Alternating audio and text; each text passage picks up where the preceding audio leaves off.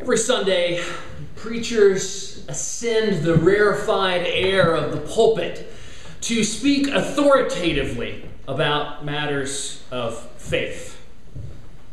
12 feet high above contradiction or whatever has been said in the past. And I think we've really given you a false impression about the faith, about the Scriptures, about the life of the church even, from time to time. With the authority we use to communicate matters of substance and meaning in the life of the church, I feel like sometimes we try to explain everything and we try to set aside the mystery in favor of making this all very rational and very sensible. And we certainly have an obligation, I think, as preachers and as the church to make the faith intelligible. But I also think we have an obligation to be honest. And part of that honesty is recognizing the absolute mystery of God and the absolute mystery of the faith we have inherited and proclaim. As we approach the Scriptures this morning, I'm struck by the mystery. I'm struck by the surprising things that God is up to. And I think if we can engage God as a surprise, then maybe we'll become a little more open in our own lives for God's tendency to surprise us. The words of the prophet Isaiah in the Old Testament passage we heard this morning were intended to shake Israel out of a certain kind of slumber. They were designed to force Israel to open the box that had been used to contain God and to explain God's actions in the past. Hence, domesticating God's actions in Israel's present. We begin with this reflection on what God did at the Red Sea, the high water moment of Israel's history with God, that moment of great deliverance when Israel had been brought out of slavery in Egypt, and God had opened a path into the land of promise. It's a powerful scene, that deliverance at the Red Sea. If you can go there with it, if you can imagine Israel fleeing the pursuing Egyptians, showing up and not seeing a way, and then God working through Moses, opening a path. It must have looked like heaven itself. But this remembering that moment isn't about looking into the past. It's not about folding your hands and thinking about the mighty acts of God. It's about preparing for God's ongoing mighty acts and presence in the world. You see, this new thing that the prophet alludes to in the lesson is all about what God is about to do. And at this point in the history of Israel, Israel is enslaved by the Babylonians. And God is to stir up, as it were, Cyrus, the king of Persia. And the language used by the prophet is almost like Cyrus as a son of God.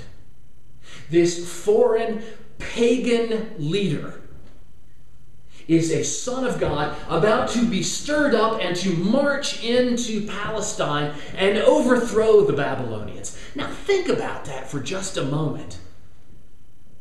Think about Israel as God's chosen people. Think about covenants with Abraham, covenants with Moses. The unique nature of Israel as God's chosen people. and that God is stirring up a son, a foreign son, to come to Israel to bring a better day. It's really staggering. It's shocking. And it should give us pause about the power of God and God's freedom to do whatever God desires to do, however God chooses to do it. As we move into the gospel lesson, God is certainly doing a new thing in Jesus, and it's a completely unexpected thing. In this powerful and visceral scene that we've just heard today, something strange is happening. Kings of Israel, sons of God, that their heads are anointed with oil by prophets. And they're acknowledged as kings and leaders. But God is doing a very new thing in the life of this Jesus. This Jesus, this son, is anointed for burial. This son's body is not prepared to reign as a king on a throne. This son's body is prepared for death and burial. It's not what anyone sees coming. It's not what anyone expects. It's perfectly clear that one of Jesus' own disciples, Judas, is not on board with this at all. Mary anoints Jesus for burial. Jesus will establish his kingship by placing his entire trust and integrity in the hands of God, that will lead him through the grave and gate of death to a new life. Judas is looking for old things, not bad things, nothing wrong with charity. But in the kingdom, charity is just not a big enough vision. The kingdom is about a new day, a new thing, new relationship with God. But all of this devolves into poetry and mystery and art, much more than science. Passover is near. So too is Jesus' hour. Lazarus is at the table. Death doesn't have the final word. Jesus suggests that Mary, keeping this perfume, has achieved a greater, more meaningful purpose than perhaps she even intended. Announcing the nearness of Jesus' death and preparing him for burial. Mary's perfume counters the odor of Lazarus' tomb, the stink of death. Mary's wiping Jesus' feet hints at a time when he will wash his own disciples' feet. She becomes the model disciple for the washing and wiping of feet. Express unity with Jesus and reflect his command to love one another. The whole story comes together. Strange, mysterious, and we remember them together. We look for the essential features. We look for the system.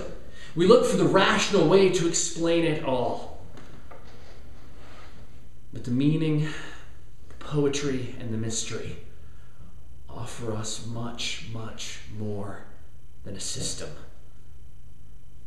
We gather telling the story, remembering what God has done,